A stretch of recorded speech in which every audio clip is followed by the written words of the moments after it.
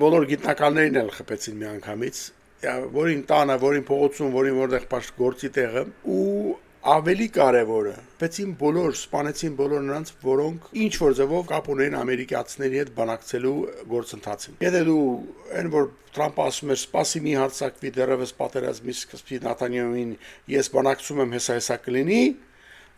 եւ Նեթանյահուն ասաց ես քեզ ով ասաց որ ես ուզում եմ որ դու բանակցես, հա, այս ձևով սկսեցի պատերազմը։ Փաստորեն բոլորին սպանեցին։ Ոչ մեկը չմնաց, որի հետ ամերիկյան կողմը բանակցել էր, եւ դա Թրամփը ընդունեց։ Դե ինքն էլ միշտ պարտությունները հաղթանակ ներկայացնելու իր սովորությամբ դուրս եկավ ասեց, դե գիտեք ոնց է, դե պիտի դե միգուցե թողնենք, որ երկուսը իրար մի հատ լավ տպեն, որ խելոքանան, հանգստանան, հետո մենք բան կանենք, հա։ Բայց չմոռանանք, որ Թրամփը չհաջողվեց այս բանակցությունների մեջ, չհաջողվեց Հնդկաստան-Պակիստան պատերազմի ժամանակ, ինքը ուզեց դրա համար կրեդիտ վերցնի, ասի ես եմ արել, 50-ից ասեցին, որ դու կապ չունեիր սրա հետ, հենց Հնդկաստանն էլ ասեց, Պակիստանն էլ, չհաջողվեց Ուկրաինան Ռուսաստանի մեջ, ինչ որ միջնորդի դեր կատարի, փաղություն հաստատի ինչ որ ձևով, 30 օրվա ընդամենը զինադադար էր ուզում Պուտինը իրան մի օր տվեց, ինչ որ